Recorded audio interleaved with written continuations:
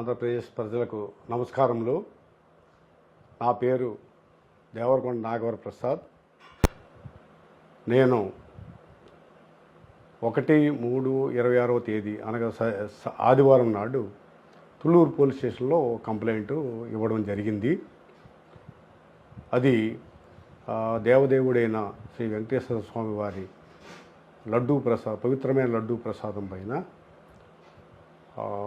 గొడ్డు కొవ్వు, పంది కొవ్వు, చేపల నూనె వగైరా అవి కలిసివని చెప్పేసి దుష్ప్రచారాలు చేస్తూ దాని మీద అవి కోట్లాది మంది భక్తులకు ఆ మిశ్రమం కలిసిన లడ్డూలను తయారు చేసి ఆ భక్తులకి సరఫరా చేయడం వలన ఆ భక్తులంతా అవి దాన్ని ఆస్వాదించడం వలన, తినడం వలన ఘోరమైన అపచారం జరిగిపోయిందని చెప్పేసి గత సంవత్సరం కాలం నుంచి అనేక రకాల మాధ్యమాల్లోనూ, టీవీ డిబేట్ల్లోనూ, సమావేశాల్లోనూ, సభల్లోనూ, ప్రత్యేకమైన మీటింగుల్లోనూ, ప్రెస్ కాన్ఫరెన్స్లోనూ చెప్పిందే చెప్పి పంది అని అవమానకరంగా మాట్లాడుతూ విషప్రచారాలు చేయడం జరిగింది. దీనికి ఆనరబుల్ సుప్రీంకోర్టు వారు ఆధ్వర్యంలో జరిగిన సిట్ వారు ఇన్వెస్టిగేషన్ పూర్తి చేసి ఫైల్ చేసిన ఛార్జ్షీట్లో ఎక్కడ గొడ్డు కొవ్వు, పంది కొవ్వు అనే విషయాల్ని మిశ్రమాలు కలిసినట్లుగా ఎక్కడ ఫైల్ చేయడం జరగలేదు. సో అటువంటి సందర్భంలో గొడ్డు మాంసం, పంది మాంసం కలవలేదు కదా, మరి చెప్పినవన్నీ అబద్ధాలనే ఉద్దేశంతో నేను తుళ్ళూరు పోలీస్ స్టేషన్కి వెళ్ళి ఆ విధంగా మాట్లాడిన గౌరవనీయులు శ్రీ నారా చంద్రబాబు నాయుడు గారు, సీఎం గారి మీద, లోకేష్ గారి మీద, డిప్యూటీ సీఎం గారు పవన్ కళ్యాణ్ గారి మీద, అట్లాగే బిఆర్ నాయుడు, వేమూరు రాధాకృష్ణ, వంశీ, అలాగే చెరుకు కిరణ్ వగైరా వీళ్ళందరి మీద కంప్లైంట్ ఇవ్వడం జరిగింది. ఆ రోజున పోలీసు వారు కంప్లైంట్ తీసుకున్నారు. బట్ ఎక్నాలజ్మెంట్ ఇవ్వమంటే ఎక్నాలజ్మెంట్ ఇవ్వలేదు. వాళ్ళ పై అధికారులకు చెప్పి వారి ఇన్స్ట్రక్షన్ ప్రకారము లా ఒపీనియన్ తీసుకొని చేస్తామని చెప్పారు. కొంతసేపు వెయిట్ చేశాను. ఆ సీఏ గారు ఎప్పటికీ రాకపోయేసరికి నేను వెళ్ళడం జరిగింది. ఆ తర్వాత కొన్ని సందర్భాల్లో నన్ను ఈయన బి సాంబశివరావు గారు ఈ విధంగా నన్ను వ్యంగ్యంగా వారు చేయడం జరిగింది. అయ్యా సాంబశివరావు గారు, మీకు కూడా నమస్కారం. మీకైతే నమస్కారం పెట్టగలను కానీ పోలీస్ సెల్యూట్ అయితే చేయలేను మీలాగా. ఎందుకంటే నేను నా పై అధికారులకి సెల్యూట్ చేస్తాను తప్ప మీకు చేయకూడదు, చేయలేను. మీలాంటి వారికి ఆ సెల్యూట్ అనేది నేను చేయను. సో అదేవిధంగా ఈ మహా న్యూస్ ఛానల్ ఆయన వంశీ కృష్ణ గారు, ఆయన ఛానల్లో ఒక లేడీ యాంకర్ గారు నిన్న మార్నింగ్ డిబేట్ పెట్టడం, మళ్ళీ ఇంతకుముందు డిబేట్ పెట్టడం, 2 డిబేట్లు పెట్టున్నారు. వారి మొదటి డిబేట్లో టీడీపీ అధికార ప్రతినిధి ఎవరో శేఖర్ రెడ్డి అని ఆయన, వారు విజయశేఖర్ రెడ్డి, అలాగే బాలకోటయ్య, అలాగే అడ్వకేటు ఆయన ముప్పాల సుబ్బారావు గారు, ఈ ముగ్గురు చాలా డెరిగేటరీ కామెంట్స్ పాస్ చేశారు నాకు ఎగ్నెస్ట్గా. మొదటగా ఇది విజయశేఖర్ రెడ్డి ఆయన, ఏమైనా నీకు మైండ్ ఉందా, మత్స్యంతం పోయిందా అని ఆయన కామెంట్ చేశాడు. మరి ఆయనకు సంబంధించిన వారికి ఎవరికైనా ఆయన దాంట్లో అంటే వారి పార్టీలో ఎవరికైనా ఆ విధంగా ఉండుంటే అది ఆయన చెక్ చేసుకోవాలి. But my mind is very sound, very happy, very strong. అట్లాగే కోటయ్య గారు ఆయన కొద్దిగా అబ్యూజివ్గా మాట్లాడారు. మరి ఆయన ఏంటో మరి నాకు తెలియదు. ఏకంగా ఆ అందుబాటులో ఉండే, ఆ పక్కనే ఉండే మీ బావ కళ్ళలో ఆనందాన్ని చూస్తానుగా అని చాలా ఈ అబ్యూజివ్గా మాట్లాడాడు ఆయన. చూడండి కోటయ్య గారు, నా వయసు 62 సంవత్సరాలు. మీరు చెప్పే బావ ఎవరో, ఆయన ఏజ్ ఏంటో మీరు చెక్ చేసుకోండి. నాకు ఉన్నది ఒకే ఒక అక్క. ఆ అక్క చనిపోయింది. మా బావగారు కూడా చనిపోయారు. నాకు అక్క బావ అని వాళ్ళు మాత్రమే ఉన్నారు. వాళ్ళనే బావ అని పిలిచాను తప్ప ఇంకెవరిని బావ అని పిలిచే అవసరం నాకు లేదు. మీరు నాకంటే చూడడానికి నాకంటే పెద్దవాళ్ళ ఉన్నాడు కాబట్టి ఆ ఆనందం ఏదో మీరే మీ రూపంలోనే భావాన్ని చూసుకుంటే బాగుంటుందని మీకు నేను ఈ సందర్భంగా వినయంగా తెలియజేస్తున్నాను. అట్లాగే ముప్పాల సుబ్బారావు గారు, మీరు చాలా గొప్ప లాయరు, చాలా విజ్ఞానవంతులు అనుకున్నాను నేను ఇప్పటి వరకు. కనీస పరిజ్ఞానం లేకుండా నేను ఎప్పుడెప్పుడు ఎక్కడెక్కడ పనిచేశాను, లాండాడలో పనిచేశానా, లూప్ లైన్లో పనిచేశానా, ఈ కనీస పరిజ్ఞానం కూడా లేకుండా మీరు ఇష్టం వచ్చినట్లుగా డెరిగేటరీ కామెంట్స్ చేశారు. దయచేసి భవిష్యత్తులో అయినా సరే ఇటువంటి కామెంట్స్ నా పట్ల చేయొద్దు. అది మీ హక్కు, మీరు వేరే వేరే చేసుకుంటారు, ఐ డోంట్ మైండ్. బట్ నా పట్ల మాత్రం దయచేసి చేయకండి.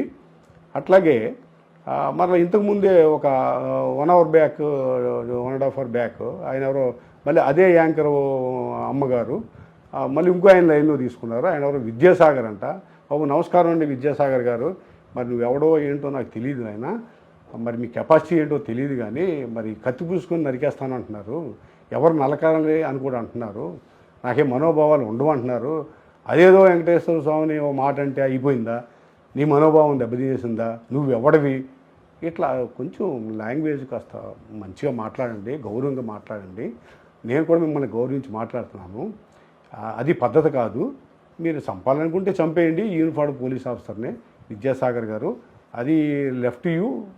అది మరి నాకేమైనా రక్షణ ఉంటే నేను ఆ రక్షణ కోరుకుంటాను, నాకు రక్షణ కల్పించమని. కత్తో నరికేస్తానంటే నరికేయండి, పర్వాలేదు. ఇకపోతే ఈ మన మహాన్యూస్ చైర్మన్ గారు వంశీకృష్ణ గారు మార్నింగు ఒక సవాలు చేశారు నాకు వారి టీవీ ద్వారా. మీకు ఏంటి అసలు అని నా మీద చాలా డెరిగేటరీ కామెంట్స్ చాలా చేస్తూ, అదేవిధంగా అసలు ఈ బాధ ఏంటో చూద్దామయ్యా, అసలు నువ్వు రా మా దగ్గరికి, మా ఛానల్కి వచ్చిరా, నీ బాధలు వింటాము, నీకు అసలు ఏం కావాలి ఏంటి అని చెప్పేసి ఆయన ఒక ఆఫర్ ఇవ్వడం అయితే జరిగింది ఛాలెంజ్ రూపంలో. సో మీ ఛాలెంజ్ నేను స్వీకరిస్తున్నాను. మహాన్యూస్ వంశీకృష్ణ గారు, మీరు ఎప్పుడు డేటు టైము చెప్తే నేను విజయవాడలో ఉన్నాను, మా ఇంట్లో ఉన్నాను, మీరు రండి. మా కులస్తుల సాంప్రదాయం ప్రకారం మేము తినే గంజినీళ్ళు ఏదో మామూలు అన్నమో ఏదో మాకున్న మాంసమో ఏదో పెడతాము. మీలాగా హై క్లాస్ ఫుడ్ అయితే మేము పెట్టలేము. మా గోదావరి జిల్లాల వాళ్ళం కాబట్టి మా ఆచార సాంప్రదాయాలు, మా మర్యాదలు, మా గౌరవాలకి సంబంధించిన విధంగా మిమ్మల్ని ఇన్వైట్ చేసి, మా భార్యాభర్తలను ఇద్దరం మిమ్మల్ని ఇన్వైట్ చేస్తాము, మర్యాద ఇస్తాము, కూర్చోబెట్టి మన ఇద్దరం పీస్ఫుల్గా డిబేట్ చేసుకుందాము. మీరు నన్ను ప్రశ్నలు వేయండి, నేను మిమ్మల్ని ప్రశ్నలు వేస్తాను. నా ప్రశ్నలకు మీరు సమాధానం చెప్పండి, మీ ప్రశ్నలకు నా సమాధానం చెప్తాను. ఆ పీస్ఫుల్గా డిబేటు ముగిద్దాము. అట్లాగే మీరు స్టూడియోకి రమ్మన్నారు, మరి మీ స్టూడియో హైదరాబాద్లో ఉందేమో లేకపోతే వేరే చోట ఉందేమో, ఎగ్జాక్ట్ లొకేషన్ అయితే నాకు తెలియదు. ఒకవేళ హైదరాబాద్లో ఉంటే హైదరాబాద్ రావాలి అంటే వస్తాను, అది అభ్యంతరం ఏమి లేదు. కాకపోతే నాకు పోలీస్ ప్రొటెక్షను నాకు కల్పించండి. అట్లా నాకు పోలీస్ ప్రొటెక్షన్ ప్రొవైడ్ చేస్తే నేను నా దారి ఖర్చులు పెట్టుకొని నేను తప్పనిసరిగా మీ స్టూడియోకి వస్తాను. మీ లొకేషన్ షేర్ చేయండి, డేటు టైము చెప్పండి. తప్పనిసరిగా మీ సవాళ్ళను స్వీకరించి డిబేట్ని పీస్ఫుల్ మేనర్లో మన ఇద్దరం 1 to 1 మ్యాన్ టు మ్యాన్ మనం పూర్తి చేద్దాం. అట్లాగే ఏ సందర్భంగా TV5 బి సాంబశివరావు గారు అట్లాగే వంశీకృష్ణ గారికి మీరు సూటిగా ఒక 2-3 ప్రశ్నలు మీకు వేస్తున్నాను. మీరు దయచేసి మీరు ముఖ్యమంత్రి గారిని, హానరబుల్ ముఖ్యమంత్రి గారు, అట్లాగే హానరబుల్ డిప్యూటీ సీఎం గారు నారా లోకేష్ గారు, ఇంకా ఎవరైతే ఈ ప్రచారాలు చేస్తారో వారందరినీ కొన్ని క్వశ్చన్లు అడగండి దయచేసి.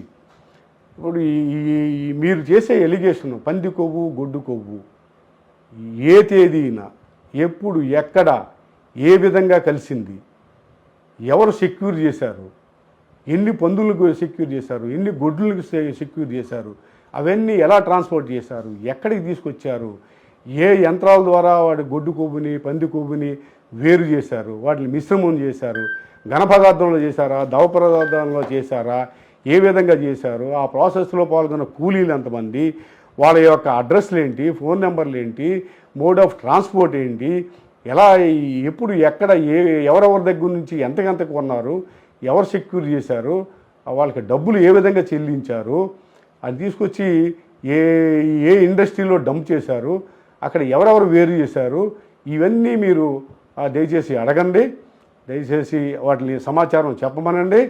అట్లాగే ఈ వేరు చేసిన తర్వాత మిశ్రమాన్ని తీసుకెళ్ళి లెస్ క్వాలిటీ ఉన్న నూనెలో మన ఘీలో కలపడం, ఈ ప్రాసెస్ అంతా అయిపోయిన తర్వాత ఆ మృత కళేబరాలు ఏవైతే చేపలు, ఏవైతే గుడ్డులు, ఏవైతే పందులు అవి ఉన్నాయో వీటన్నిటి యొక్క మృత కళేబరాలని, రిమైనింగ్స్ని తీసుకెళ్ళి ఎక్కడెక్కడ డంప్ చేశారు, ఎన్ని వందలు సెక్యూర్ చేశారు, ఎన్ని వేలు సెక్యూర్ చేశారు, ఎన్ని కేజీల కొవ్వుని, ఈ పంది కొవ్వుని, ఎన్ని కేజీల గొడ్డు కొవ్వుని, ఎన్ని కేజీల చేపల నూనెని కలపడం జరిగింది. అలాగే ఈ మన సిట్ వారు ఫైల్ చేసిన ఛార్జ్ షీట్లో ఈ విషయాలన్నీ పొందుపరిచారా, పొందుపరిస్తే ఆ ప్రాపర్టీని ఏమైనా సీజ్ చేశారా, సీజ్ చేస్తే ఏఐఓ గారు సీజ్ చేశారు, ఎప్పుడు సీజ్ చేశారు, ఆ ప్రాపర్టీ ఫామ్ రాసి కోర్టు వారికి పంపించడం జరిగిందా, ఇవన్నీ మీరు ఆ ఛార్జ్ షీట్లో పొందుపరిచి ఉంటే చాలా హ్యాపీ, చాలా సంతోషం. అవి నాకు కనిపించలేదు కనుక మిమ్మల్ని అడుగుతున్నాను.